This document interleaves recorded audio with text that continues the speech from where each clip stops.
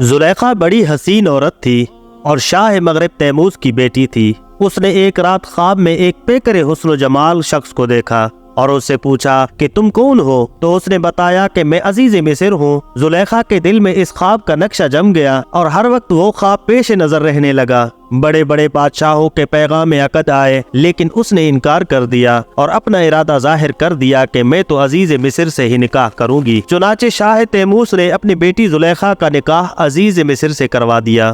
زلیخا نے جب عزیز مصر کو دیکھا تو حیران رہ گئی کہ یہ وہ نہیں ہے جسے خواب میں دیکھا تھا۔ حتیٰ کہ عزیز مصر نے مصر کے بازار میں بکتے ہوئے حضرت یوسف علیہ السلام کو خریدا اور انہیں گھر لایا۔ زلیخا نے جب حضرت یوسف علیہ السلام کو دیکھا تو خواب کے نقشہ کے مطابق پایا اور وہ حضرت یوسف علیہ السلام کی محبت میں وارفتہ ہو گئی، اور پھر اس نے ایک محل بنوایا جس کے اندر 7 کمرے تھے، اور اس محل کو خوب مزید کیا اور خود بھی آراستہ ہو کر کسی بہانے حضرت یوسف علیہ السلام کو اس محل میں لے گئی، اور پہلے کمرے میں داخل ہوتے ہی اس کمرے کا دروازہ بند کر لیا، پھر دوسرے کمرے میں لے گئی اور اس کا دروازہ بھی بند کر دیا، پھر تیسرے کمرے میں، چوتھے کمرے میں، حتیٰ کہ سب کمروں کے دروازے بند کرتے ہوئے 7ویں کمرے میں حضرت یوسف علیہ السلام کو لے گئی، اور وہاں جا کر حضرت یوسف علیہ السلام سے قباحت کی طلبگار ہوئی۔ حضرت یوسف علیہ السلام یہ صورتحال دیکھ کر حیران رہ گئے۔ اس وقت اس کمرے کی چھت پھٹی اور حضرت یوسف علیہ السلام نے دیکھا کہ حضرت یعقوب علیہ السلام اپنی انگلی مبارک دانتوں میں دبائے ہوئے ارشاد فرما رہے ہیں کہ بیٹا خبردار، کوئی برا خیال تک نہ آنے پائے۔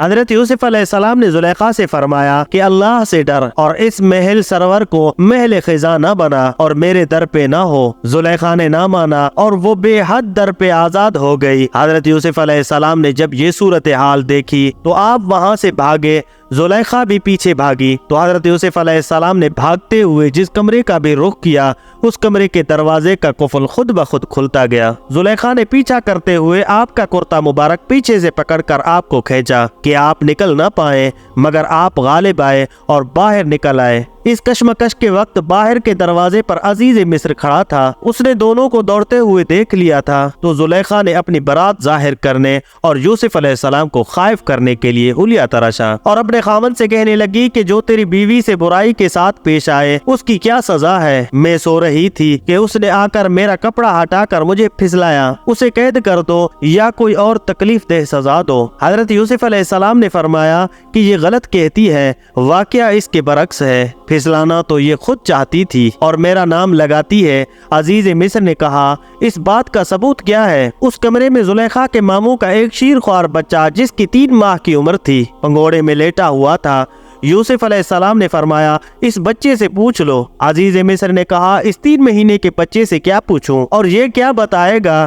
تو یوسف علیہ السلام نے فرمایا خدا تعالیٰ اسے بولنے کی طاقت دینے اور میری سچائی ظاہر کرنے پر قادر ہے۔ عزیز مصر نے اس بچے سے دریافت کیا تو وہ بچہ بولا اور کہنے لگا کہ یوسف علیہ السلام کا کرتا دیکھ لو، اگر ان کا کرتا آگے سے پھٹا ہے تو زلیخا سچی ہے اور اگر پیچھے سے پھٹا ہے تو یوسف علیہ السلام سچے ہیں۔ چنانچہ کرتا دیکھا گیا تو وہ پیچھے سے پھٹا تھا، اور یہ حال صاف بتا رہا تھا کہ یوسف علیہ السلام زلیخا سے بھاگے تھے اور زلیخا پیچھے پڑی تھی، اس لیے کہ کرتا پیچھے سے پھٹا تھا۔ عزیز مصر نے یہ حقیقت دیکھ کر جان لیا کہ یوسف علیہ السلام سچے ہیں، پھر اس نے یوسف علیہ السلام سے معذرت طلب کی۔